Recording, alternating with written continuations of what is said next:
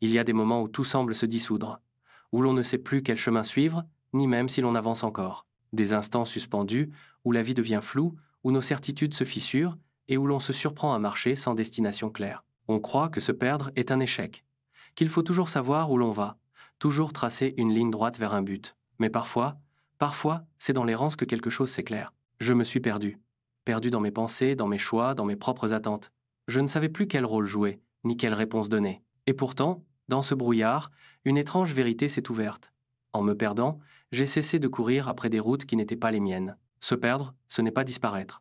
C'est échapper, pour un temps, à l'illusion de contrôle. C'est accepter de ne pas savoir, d'avancer quand même, pas après pas, même si l'on ignore vers quoi l'on se dirige.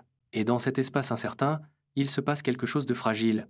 On découvre des morceaux de soi qu'on avait oubliés, des désirs anciens, des intuitions muettes, des bouts de rêve que l'on avait rangés trop vite dans des tiroirs fermés. Il m'a fallu me perdre pour sentir à nouveau, pour entendre les murmures de mon propre cœur, étouffés depuis trop longtemps, pour comprendre que je n'avais pas besoin de tout maîtriser, mais seulement de m'ouvrir à ce qui naît dans le flou. La confusion n'était pas une ennemie.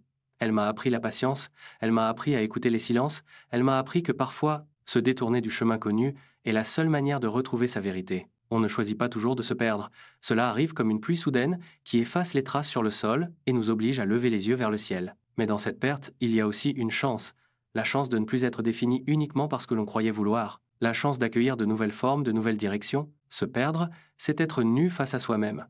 C'est accepter de marcher sans carte et de faire confiance à une boussole intérieure que l'on redécouvre peu à peu. Alors oui, il m'a fallu me perdre.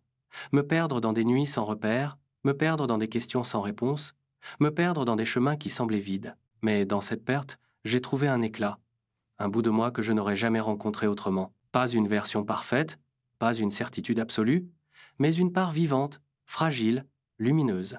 Et si c'était ça, en réalité, ne pas toujours chercher à se retrouver tout entier, mais seulement ramasser, dans l'errance, ces morceaux de soi qui suffisent à continuer.